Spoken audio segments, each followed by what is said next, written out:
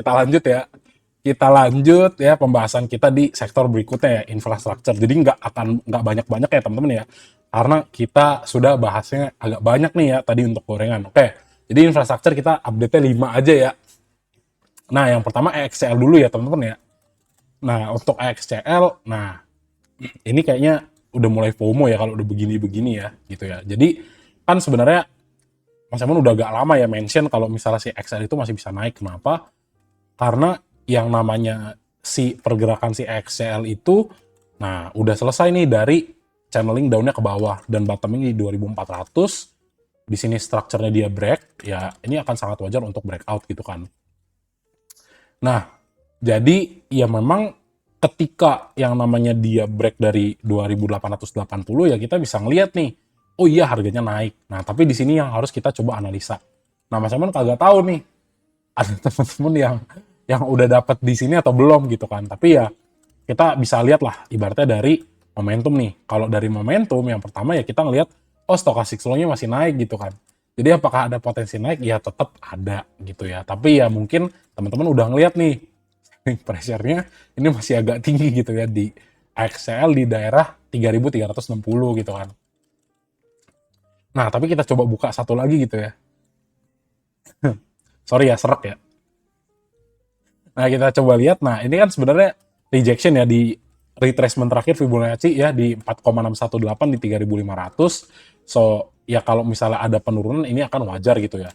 Nah, kalau misalnya kita lihat dari eh lainnya teman-teman ya, ya kalaupun misalnya at least ya dibawa turun dulu ya ke 3180 ini tetap masih dalam kategori koreksi yang sehat gitu teman-teman ya. Gitu, oke?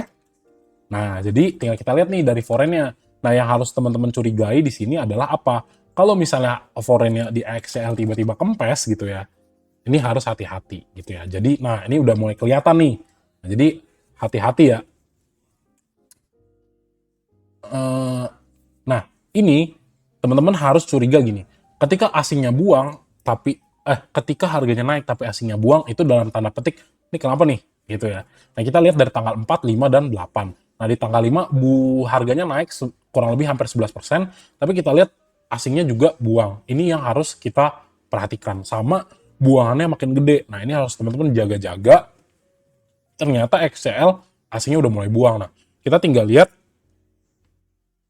khususnya dari tanggal 5 ya, dari tanggal 5 sampai tanggal 8, kira-kira siapa yang buang gitu ya teman-teman ya. Sebentar ya, di sini EXCL. Nah, EXCL yang masuk itu ada CC, MG, PD, sama BK. Yang buang ternyata DP, YU, NI, SQ. Nah, di sini kan kita kagak lihat biasa ya ketua-ketua kita ya. Tapi ya di sini yang kelihatan paling banyak punya barang adalah si DP ya. Berarti yang majority buang ya DP, YU, sama NI gitu kan. Ya masuk ada CC, PD, dan Kang Guyur, MG gitu. Jadi tetap menurutku ya karena XLXC-nya juga dikit gitu ya, mungkin kita mundurin sedikit biar dapat lebih jelas, sama ya mirip-mirip. Tapi kalau misalnya di sini kita lihat ada BK, waktu kita mundurin ke tanggal 5 dan tanggal 8 di sini BK-nya mulai mengecil gitu ya. Ya masih ada akum lah. Tapi ya yang fokus kita adalah kalau di sini nggak bisa ngambil kesimpulan kira-kira yang nyentrik siapa gitu kan. Ya kita lihat dari di sini ya. Oh, buangannya 3 hari berturut-turut. Dia naik 10% tapi dibuang nih. Inilah yang harus teman-teman hati-hati dulu. Baiknya gimana Mas kalau mau beli si XCL? Ya udah tunggu dulu aja. Kalau nanti dia koreksi ke 3030 ya teman-teman re-entry bisa-bisa aja. Dengan catatan yang kita melihat yang namanya si stochastic slow-nya masih naik dan akumulasinya masih ada gitu ya. Jadi kalaupun ini naik, ya ini bisa naik, tapi ya ini akan diuntungkan teman-teman yang masuk dari bawah gitu aja ya. Tapi apakah bisa naik? Bisa. Tapi menurutku risk to reward ratio-nya jadi kurang lah. Jadi kalau mau entry kurang bagus gitu ya. Oke, next lagi ya. Next lagi itu di ISAT teman-teman ya. Nah, ISAT juga ntar kita coba kasih satu area lagi 2,618. Nah, reject ya. Nah, jadi ISAT kalau misalnya teman-teman lihat secara teknikal ya di area ini kan sebenarnya kurang lebih ada support penting gitu ya. Kenapa? Karena ya waktu dia dibawa terjun payung dari bawah sini ya. Ya ini kan kayak double top formation gitu. Double nggak double top sih, double bottom formation, tapi nggak lah ya, lebih ke mau break of structure lah ya. Jadi ngelihatnya nggak sampai double bottom begini ya, tapi lebih kayak ke oke, dia bottoming satu, rejection dari resistannya, kita ngelihat create another higher low. Jadi sebenarnya untuk di swing ya ISAT nih cakep banget gitu kan. Kalau kemarin dapat ya, tapi kalau nggak dapat ya udah. Nah di sini ya tinggal kita lihat, oh kenapa sih si bro ini turun? Di sini kita lihat di 2490 ternyata ada area resisten yang cukup kuat nih di sini ya, yang udah diuji beberapa kali dan menghasilkan hasilnya apa? Dia terreject nih. Jadi ya biasa teman-teman ya. Kalau misalnya ngeliat stochastic slow juga udah turun begini, ya teman-teman ada lihat nih potensi turunnya jauh lebih besar probability-nya gitu kan.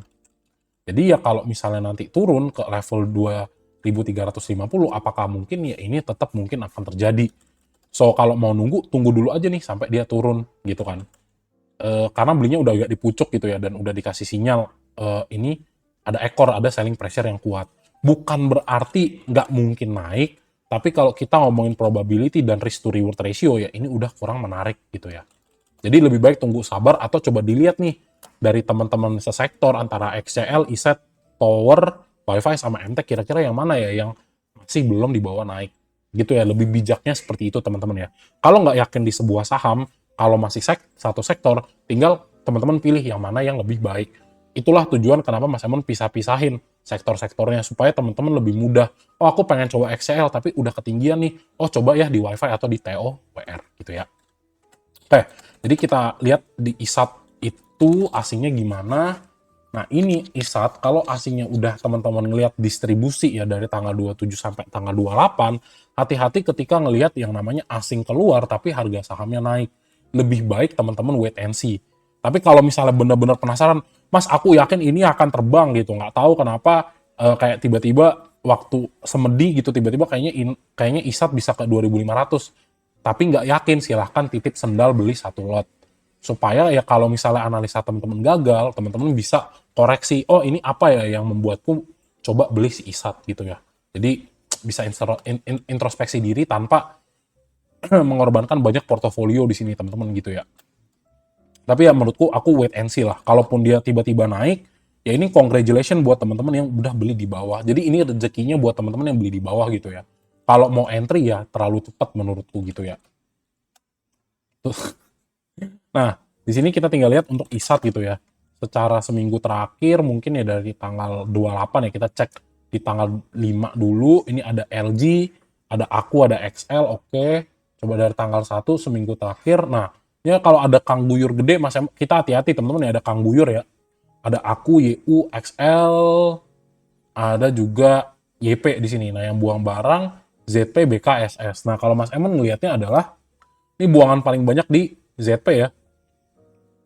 Si LG, Aku sama YU yang akun paling gede gitu ya. Jadi perbandingannya mereka ini nih, LG, Aku dan YU, yang buang barang ZP sama BK. Nah kalau misalnya Mas Emon ngelihat ada pertarungan ya, bandar-bandar kayak gini nih, yang agak gede-gede, ya Mas Emon lebih baik wait and see dulu.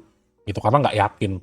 Nah enaknya gimana? Enaknya kalau lihat XL di XL, YP, XC itu di sebelah kanan ya, atau di sisi seller.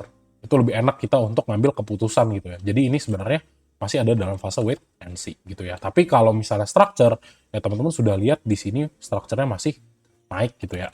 Oke, itu ya. Next-nya kita bahas untuk TOWR. Nah,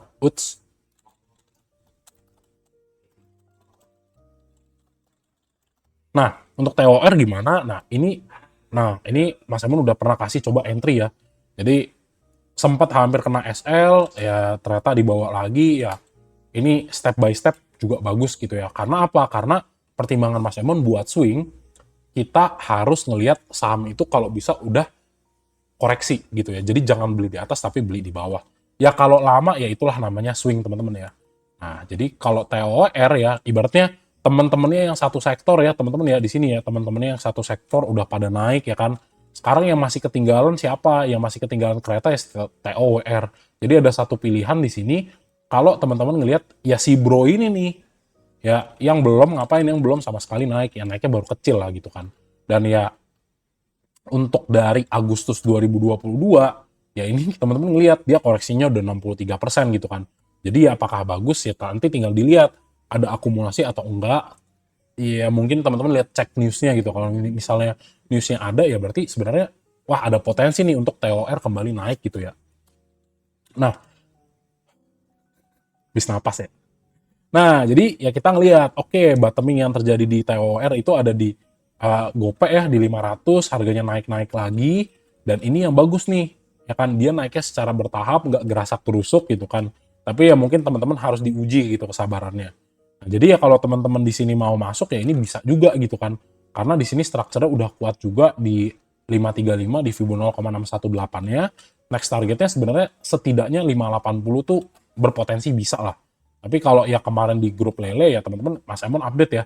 TP1-nya sebenarnya masih ke 500 atau 620. Tapi tergantung lah di sini lah ya. Gitu. Nah, kita tinggal cek berikutnya foreign flow-nya gitu ya untuk si TOWR. Nah, untuk TOWR, nah ini yang bagus. Ini yang bagus. Kenapa? Karena kita ngelihat, nah ini Mas Emon nggak tahu ini ada dividen apa enggak ya. Tapi kalau misalnya dividen trap, lebih baik teman-teman tunggu ketika dia habis bagi dividen. Ya kalau belum, ya teman-teman lihat.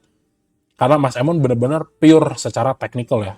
Nah, di sini kita lihat untuk foreign flow-nya, itu kita ngelihat asingnya akum terus. Inilah teman-teman yang kita suka. Belum ada orang lain yang ngomongin, kita coba masuk di TOWR. Kenapa ya? Karena ya akum terus nih, gitu kan. Sama kita cek aja nih, oh ada ketua kita si BK masuk dari tanggal 8. Oh ada NI, ada ZP, ada BB, ada aku, ada IU, ada GR. Dan di sini sejauh mata memandang kagak ada kan XL, YP, CC. Nah terus lihat, oh iya mas ternyata si YP buang nih. Terus yang buang satu lagi ada SQ.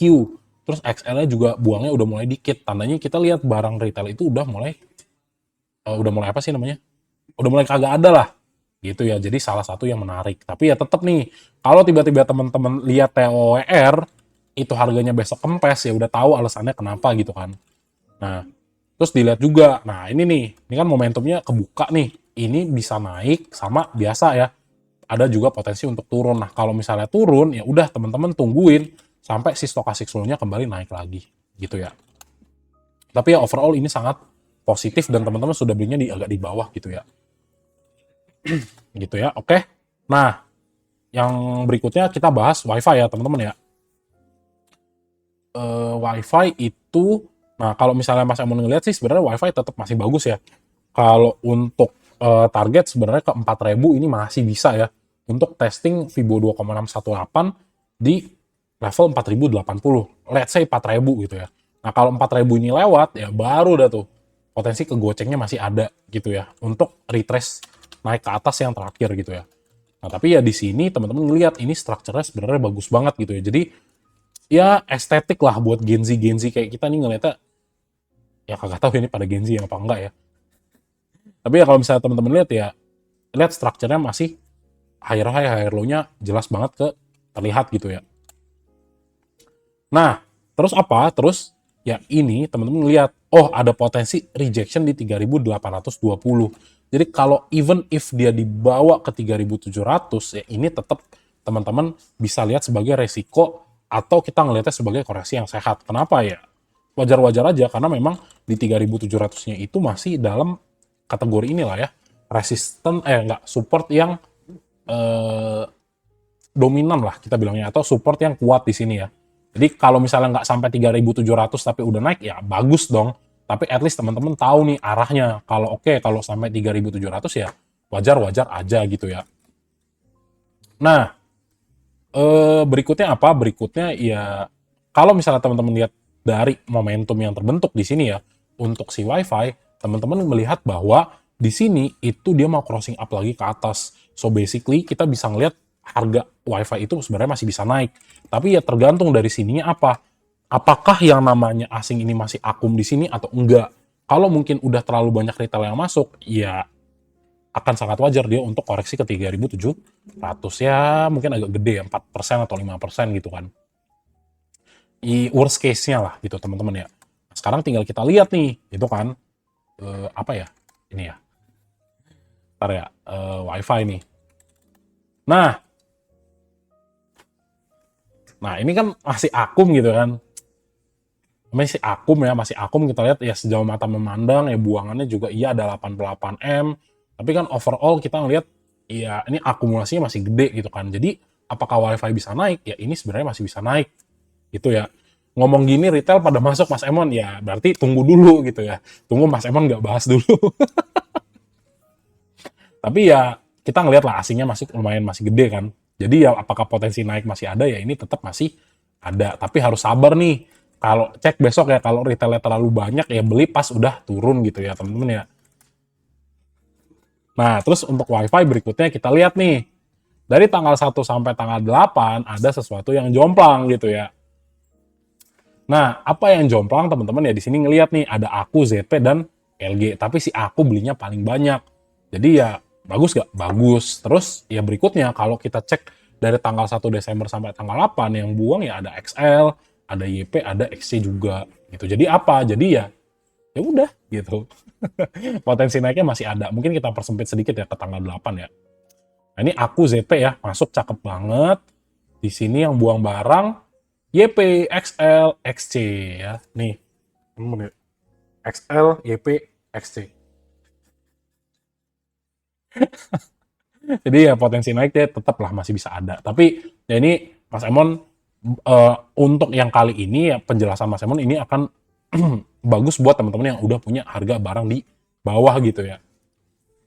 Oke, jadi buat teman-teman retail yang udah masuk di bawah ya congratulations, tinggal di hold. Target kita masih ke 4.000. Kalau misalnya di sini agak sesek ya turun lagi ke bawah nggak masalah, ini masih tergolong koreksi sehat karena kalaupun dia koreksi ini tetap kita bisa ngelihat sebagai area higher low gitu ya. Itu untuk WiFi ya, teman-teman ya. Kaos retail betul teman-teman ya. Ini trio lah, trio ya, trio. Oke, yang terakhir ya, tidak lain dan tidak bukan MTech ya, sahabat Supa ya, sahabat super ya. Belum ada. Sorry. Sorry. Terlalu semangat ya. Nah, WiFi menu BSJP Mas Jem lagi. Oh ya udah, nggak apa-apa. Dicek lah besok ya, karena si aku kan masuk. Tapi Mas Jem sebenarnya udah hold. Mas Jem, average-mu berapa? WiFi. Tuh, 2858 average-nya Mas Jem tuh. Gitu ya.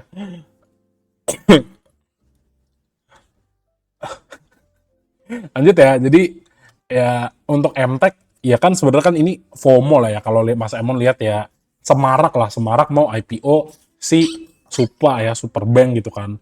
Ya Superbanknya bagus, MTech-nya bagus.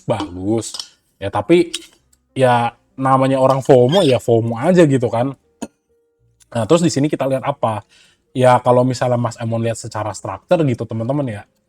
Ya apakah wajar ini untuk reject? Ya ini wajar-wajar aja karena ya di 1360-nya ini ada area resistance gitu kan.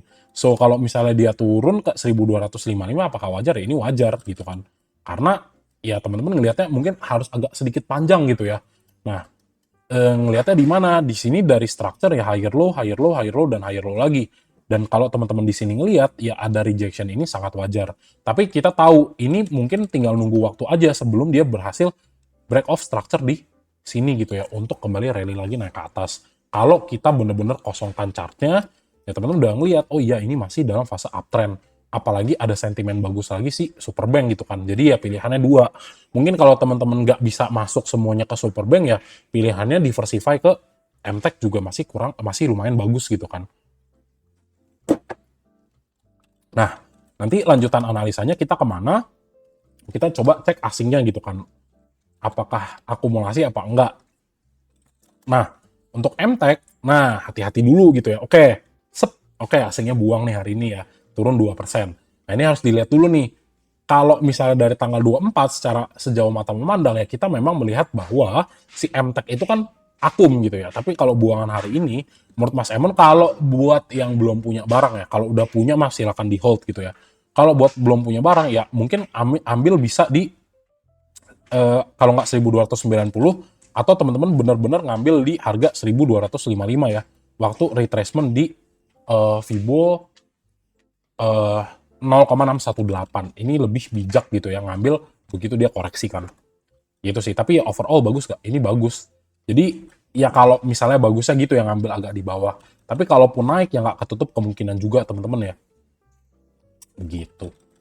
Kurang lebih seperti itu. Terus MTech kita coba cek ya. Nah, MTech di tanggal 8 yang banyak masuk siapa? XL, XC, sama ya udah XL, XC lah ya, yang gampang ya di sini yang kelihatan ya. Sama YB kagak tahu lah siapa ya. Ini belum nggak tahu aku ya kategorinya masuk ke retail apa enggak. Tapi teman-teman ngelihat yang buang si Aku, CC, ada Kang Guyur MG gitu kan. Jadi ya wait and see dulu nih untuk pergerakan hari ini. Tapi ya majority kalau misalnya teman-teman lihat di tanggal 1 sampai 8 ya ini AZ, Aku, BK, BB masih akum. Jadi ya mungkin agak sedikit ya kalau di bawah koreksi teman-teman bisa pantau lah. Jadi masuknya lebih rendah gitu ya. Jadi masih bagus gak sahamnya? Masih bagus, tapi ya mungkin teman-teman harus sedikit bersabar, retracement baru teman-teman coba kembali re-entry gitu ya. Dari Broxo masih bagus, dari juga foreign flow masih bagus. Jadi ya kurang lebih gitu ya teman-teman ya untuk si saham-saham yang berhubungan dengan si infrastruktur ini. Masih bagus-bagus lah mereka ya. Tapi ya kalau misalnya teman-teman udah punya barang dari kemarin, silakan di hold gitu ya. Kenapa? Karena potensi naiknya masih bagus selama kita ngelihat IHSG kita masih jos gandos. Oke?